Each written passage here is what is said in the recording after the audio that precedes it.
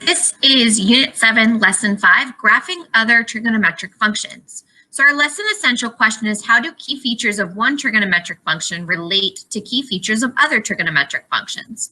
At the end of this lesson, you'll be able to sketch the graphs of the ratio and reciprocal trigonometric functions.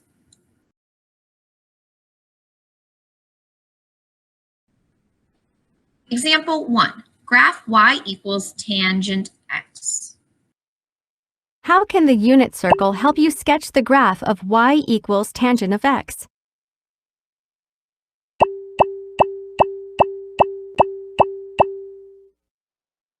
You can use the unit circle to create a table of values. First, fill in the radian values for x.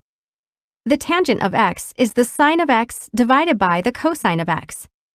The coordinates of the point where the terminal side of an angle meets the unit circle give the cosine and sine values of the angle. An angle that measures 0 radians, or 0 degrees, has a cosine of 1 and a sine of 0. So the tangent is 0 divided by 1. Pi divided by 6 has a sine of 1/2 and a cosine of square root of 3 divided by 2. So the tangent is square root of 3 divided by 3. You can fill in the rest of the table the same way up until pi divided by 2 and negative pi divided by 2. Pi divided by 2 has a coordinate of 0, 1, and negative pi divided by 2 has a coordinate of 0, negative 1. That means the tangent of each of these angles is a number divided by 0. Dividing by 0 means that the tangent at these values is undefined. Now you can sketch the graph. Pi over 2 and negative pi over 2 are undefined.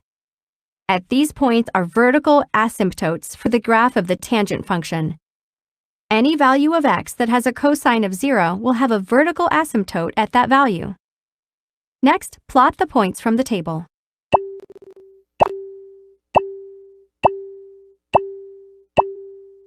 Connect the points to see this section of the graph of y equals tangent of x.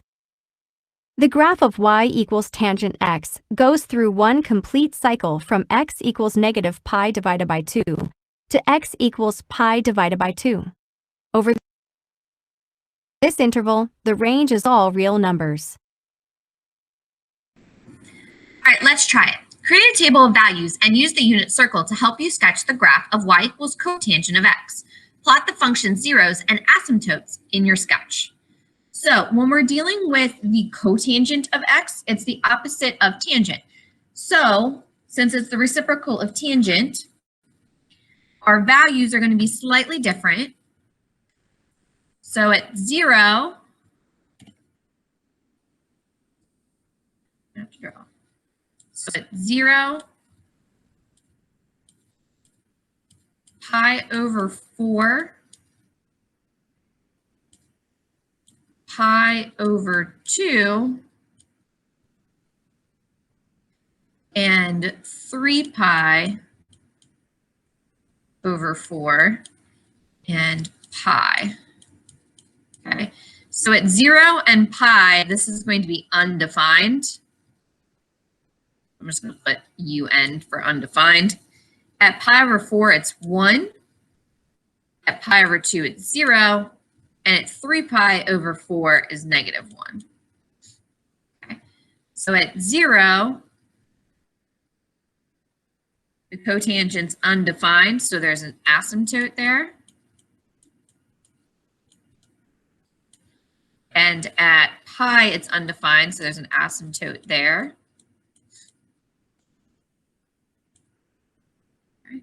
So it's going to look something like this when you graph.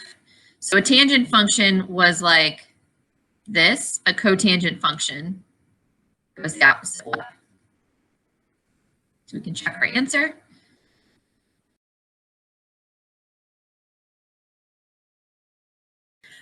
All right, example 2, describe key features of tangent functions.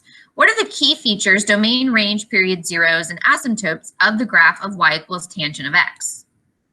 So if I review the table and graph made in example 1,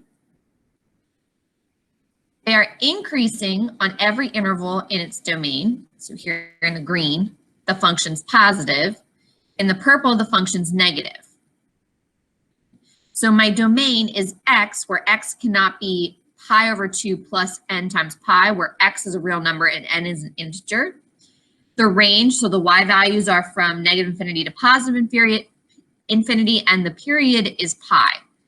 So y equals tangent of x equals sine of x over cosine of x. Function has zeros whenever sine x equals 0, and the function has vertical asymptotes whenever cosine x equals 0. The function is increasing everywhere. The function is positive for every interval 0 plus n pi and pi over 2 plus n pi, where n is an integer. These correspond to the green shaded regions of the graph. So the green shaded regions up here.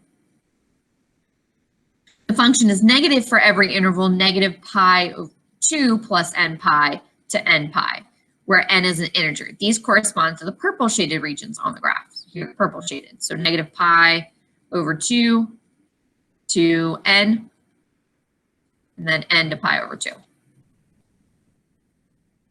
All right, so let's try it. Describe the key features of the graph of the function y equals the cotangent of x. So here's my graph for cotangent. Okay, so all through they're actually decreasing. So this is going to be slightly different than the tangent of x. So domain is all values of x except where x can't be n pi, where n is an integer. The range, that's my y values, is from negative infinity to positive infinity. And that doesn't change, it's still all the y values. My vertical asymptotes are at x equals negative pi, 0, and then pi. They continue. So it would also be vertical. Graph is positive when between n pi and n pi plus pi over 2 for integers n, and then the graph's negative between pi over 2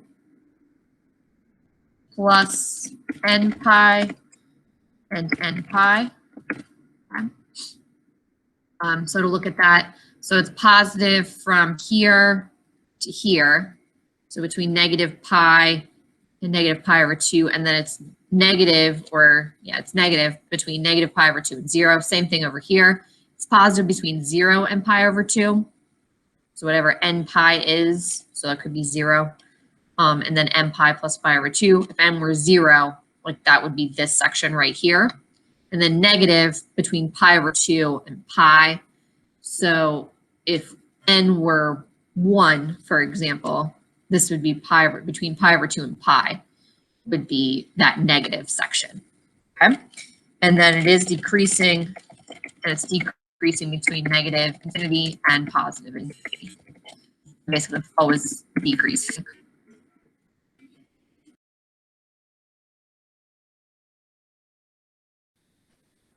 All right, example 3, graph y equals a tangent bx. How can you use transformations to sketch the graph of the function y equals tangent of bx? Remember when we were talking about sine and cosine, that a was that asymptote and b told me what the period was. So to sketch a graph using transformations, first consider how the parameters a and b change the graph of the parent function. So y equals 2 tangent of 4x, where a equals 2. The coefficient of the tangent function stretches the graph of the function vertically. Drag the slider to set a equal to 2. There it is. So a is 2. So again, originally it was that blue function. That's my normal tangent. Normally when it's 1. Here it is at 2. Okay. And then drag the slider to set a equal 2. That vertical stretch makes the graph of y equal 2 tangent 4x rise more steeply than the graph of y equals tangent. So you can see that it's got less of that like swoop curve to it. It's got more, it almost becomes a flatter line. Equals 4 is a larger coefficient of x, corresponds to a smaller period, so the graph will be compressed horizontally.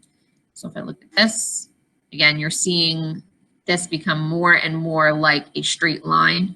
It will never actually be completely straight. So there's 4. Okay. So you can see that it's steeper, but it's also gone in like this, so it's squished in. All right. So it's compressed horizontally. I can drag the slider, which I did. So the period of the graph of y equals tangent x is pi, but the period of y equals 2 tangent 4x is pi over 2. So you can see that in my graph here, everything happens between pi over 2. All right, let's try it. Sketch the graph of the function y equals 1/2 cotangent 3x. Drag the points to transform the parent function y equals cotangent x. So that's at 1. We want it to go to 1/2. Right there. Okay, so it becomes flatter. It comes in more. And then 3, so it's going to be smaller. So again, you can see it kind of becomes more and more of a straight line as you go through. Kind of looks like that. So again, with 4, it became pi over 4. So this one's going to become pi over 3. So pi over 6 is 0 and pi over 12 is 0.5.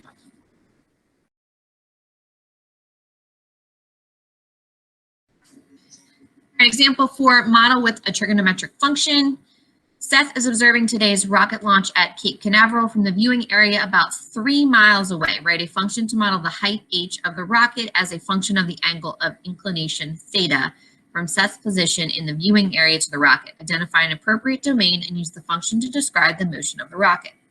So here's my rocket. It's taking off. Here's Seth. He's viewing it.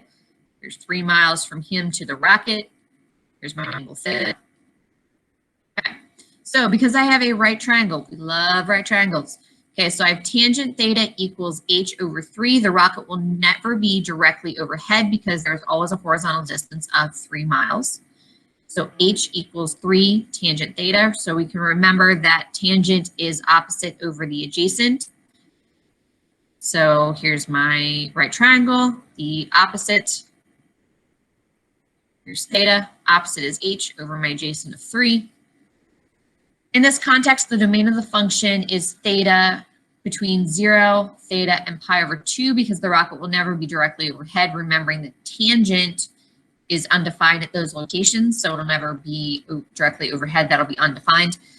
Because the rocket will never be directly overhead, the range is h, where h is greater than 0 because the height of the rocket is always positive. The rocket's left the Earth, so it hasn't come back down, so it won't ever be negative. Seth is observing today's rocket launch. I want to know about how high the rocket is when the angle of inclination is pi over 3. So we know that we have tangent of theta equals h over 3, opposite over adjacent. Okay, we know our tangent is going to be pi over 3. So tangent of theta equals h over 3. I can multiply both sides by 3, so 3 tangent of pi over 3. And then look at my unit circle. Okay, so if I look at my unit circle, which you should all have access to on Google Classroom, I'm looking for pi over 3. Pi over 3 is right here. It's a 60-degree angle. I have my measurements as 1/2 and the square root of 3 over 2.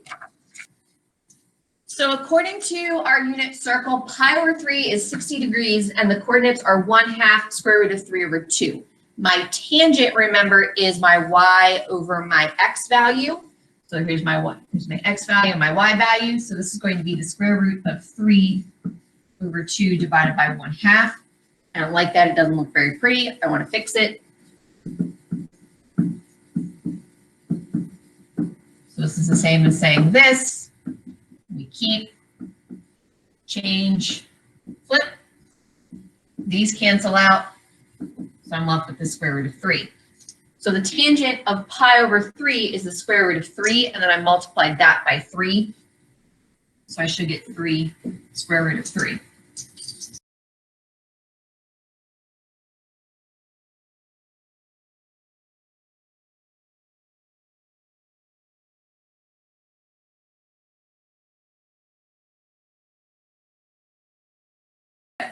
So I have square root of 3. Remember, I multiplied it by 3 because my original equation was that tangent of theta equals h over 3. I multiplied both sides by 3, so I get 3 tangent theta equals h. We know that tangent theta is square root of 3 because theta was pi over 3. So 3 tangent of pi over 3 equals h. So I have 3 square root of 3. When I put this into my calculator, because 3 times the square root of 3, I can't necessarily do that in my head. If you can, great, fantastic. You have a better mind than I do. So 3 times the square root of 3 gives you approximately 5.1. So the rocket's about 5.1 miles above the Earth's surface. So the rocket's about 5.2 miles off the ground. I think it's 5.16, which would round to 5.2.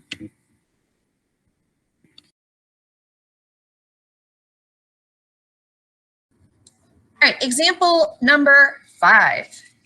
How is the graph of y equals secant x related to the graph of y equals cosine x? So remember that secant and cosine are opposites of each other. So I can look, secant x is greater than 0 when cosine x is greater than 0, and secant x is less than 0 when cosine x is less than 0. So here's my cosecant. It's got these like little u's where the cosine's like a nice fluid.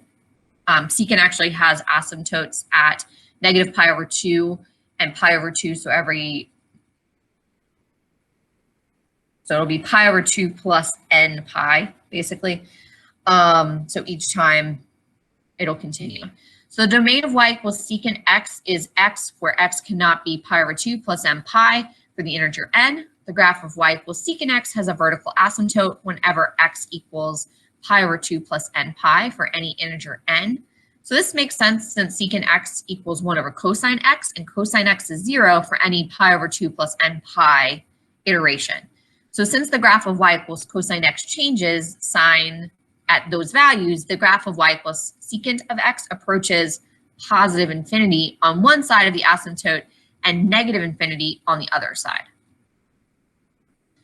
All right, so how is the graph of cosecant x related to the graph of y equals sine x? So I want to go ahead and graph these just so you can kind of see them and see what they look like. So I'm doing y equals cosecant x, y equals sine x.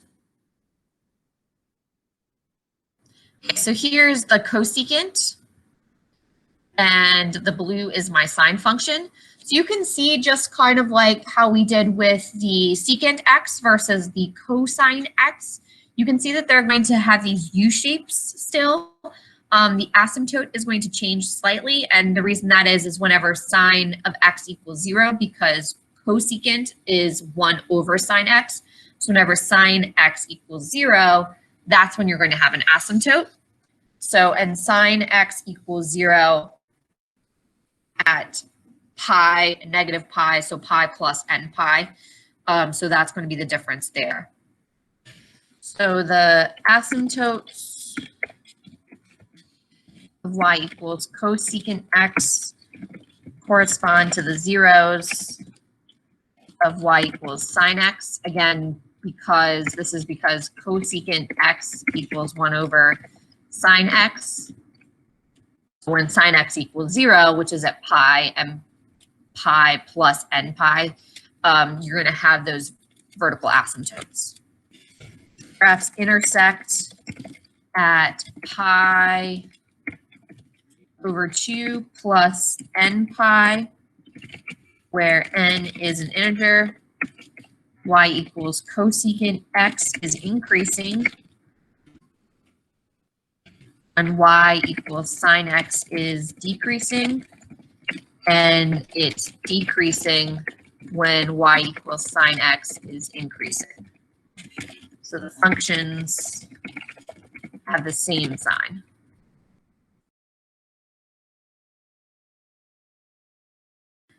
Concept summary: graph ratios and reciprocals of sine and cosine. So tangent and cotangent, you looked at, you can see that they're just kind of the opposite.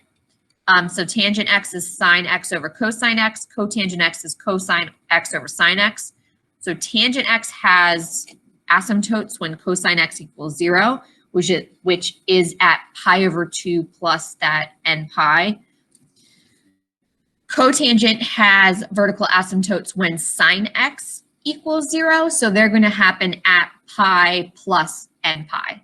Okay, so for any integer n. Secant and cosecant, okay, so secant is 1 over cosine x, so again, they're going to have, very similar to tangent, they're going to have vertical asymptotes at that pi over 2 plus n pi.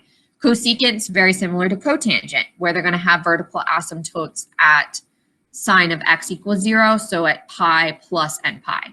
So key features for tangent, cotangent: zeros and denominators are their vertical asymptotes. Tangent x is increasing, where cotangent x is decreasing, and the period's pi. Okay. For cosecant and secant, the zeros in the denominators, those are your vertical asymptotes. We talked about that. And the sign of reciprocal matches the sign of the denominator, and your period for these are 2 pi. And that is the end of Unit 7, Lesson 5.